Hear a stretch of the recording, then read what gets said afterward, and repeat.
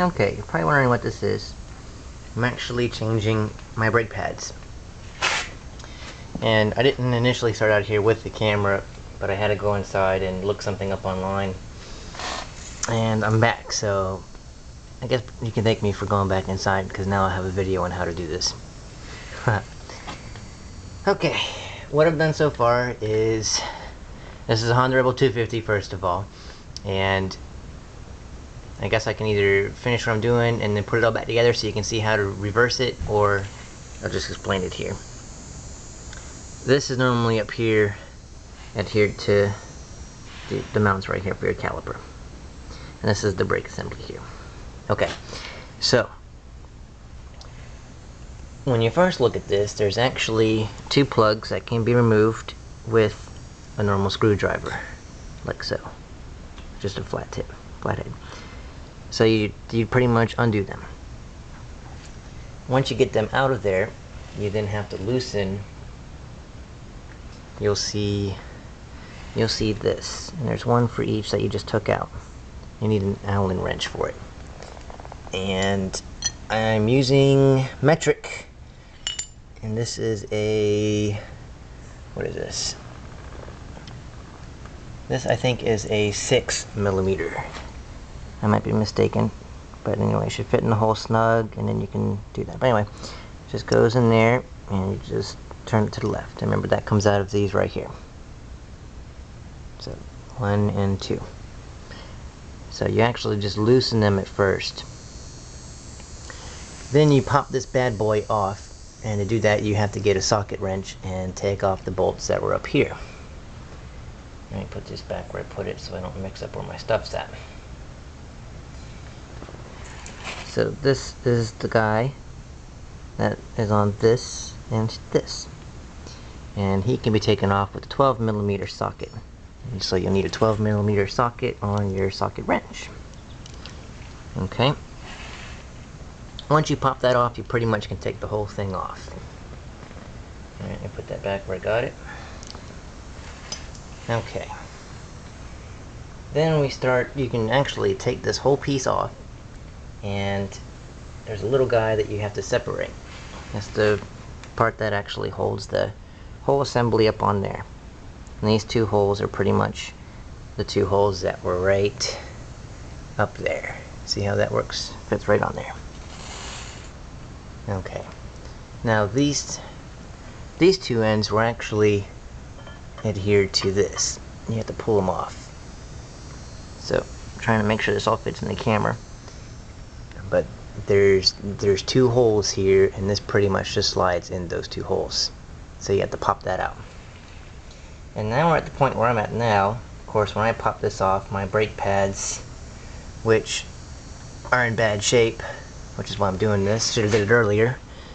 But here's my two brake pads.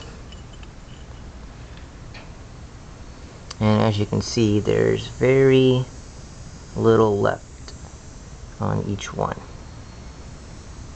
Well, I would say probably about 1mm. And this one here is the worst one. You can see there's a little bit of pad there, but not very much. So, what I was looking up, because my instructions here, because as you know I have a Climbers and I have the OEM service manual for the Rebel. What I was looking up was how in the devil I'm supposed to fit the new ones. These are the new ones, my replacements. See how much there is? That's a lot. And so right now, there's actually not enough room for both of these little guys to fit in the assembly.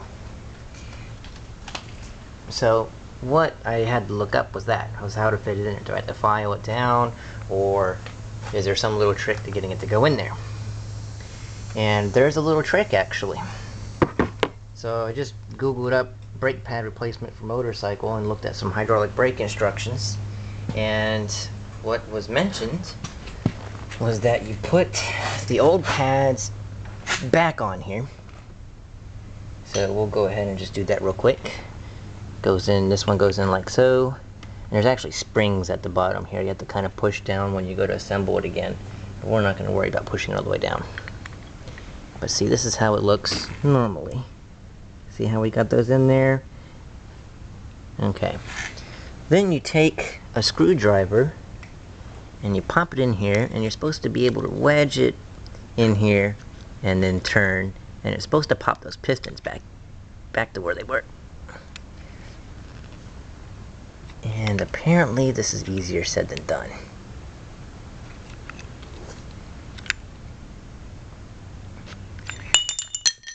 Either that or this thing's rusted like crap. This bike is, let's see, 2001, and I'm the third owner of it. I got it last year, and there was only 3,000 miles on it. So it's been sitting around. I haven't changed my brake fluid, which I'm going to do that after this. So who knows what in the world was not done to the bike in the meantime. I don't think the pads were ever changed, and I know the oil wasn't, or not the oil, but the brake fluid, that wasn't changed. So I'm having to pick up and do a lot of this, and because it sat around for 5 years before I bought it, there's a little bit of rust here and there, which is kind of a shame. You see a lot of this around though. People get bikes and they either stick them in the garage and never ride them, and they just kind of sit around. Or you get people like me who get bikes and ride the crap out of them. Got it when it had 3,000 miles on it. I'm coming up on 13,000, and I had about a month and a half where I couldn't ride my bike due to my front forks getting worked on, because I had fluid coming out the top. My fork seals lost their seal. So I'm sitting here playing with this, and I'm wondering if I'm really... That one's going back in. I can't get this bigger one to go back in just yet. Alright, I'm gonna stop the video here, and then I'll come back when I have this done. But pretty much I'm just trying to get these two pistons to go back.